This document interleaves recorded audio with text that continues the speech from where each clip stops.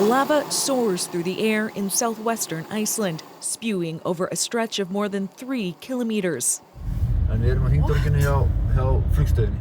Ala Halldórs's daughter drove towards the eruption after witnessing the sky glowing red. It's the fourth volcano in like 3 years. The last three, they were not that big, not that close. But this time I was a little bit scared. Thousands of earthquakes have rattled the region for weeks, forcing the evacuation of nearby town Grindavik in early November. Currently, we don't really know whether this is going to propagate towards Grindavik. Then, of course, it would be a disaster for the town itself. Its nearly 4,000 residents have been watching the volcano from a distance. Very emotional, expecting an eruption for a few weeks now, always waiting, wondering if we can ever go home again. The other concern, toxic gases that could reach the capital of Reykjavik by Wednesday.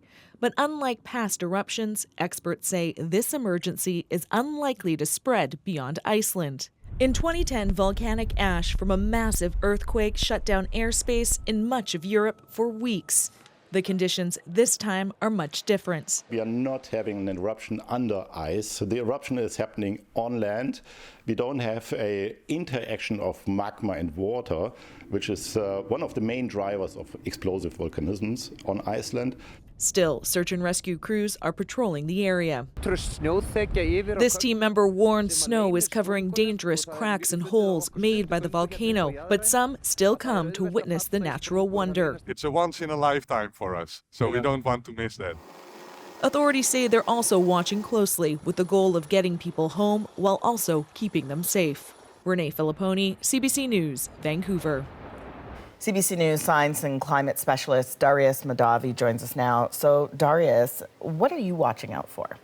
I think this feels like the culmination of what we've been watching over the last month and a half. And so this eruption sort of feels like the end, but really we're far from it. Now, even though the lava is currently flowing into remote areas and there is still one flow that is heading towards one of the main roads in and out of Grindavik, the town that has been evacuated. And as well, the Icelandic Met Office is warning of new vents that could be opening both north and south of the fissure, so in the direction of that town. And their Norwegian counterpart is saying that as a result of the magma having traveled underneath the town itself, where it caused damage to infrastructure and more seismic activity, there could actually be new cracks opening up underneath the town that would put it in renewed danger. So I think many residents who might have been hoping to return for Christmas may be having those hopes dashed quite a bit. For sure, but it's good that they're safe for now at the moment. Renee mentioned toxic gas. What risk does that pose? I think the big one would be sulfur dioxide, a common product of these volcanic eruptions that can travel very easily through the air. And so currently, with the way the winds are blowing, it's heading towards the capital of Reykjavik. So I'd expect to see some impacts there. But also, just looking at the live streams, a lot of the visuals that we're seeing coming out, I'd expect that like past eruptions in this area, we're going to see this become a bit of a tourist attraction. And so as we continue to see people maybe travel to the area, just advised to be careful of volcanic ash, which is really just broken rock and glass. So I just advise people, once it's allowed to travel there, to be extra cautious. Okay, Darius, thank you. Thanks, Asha.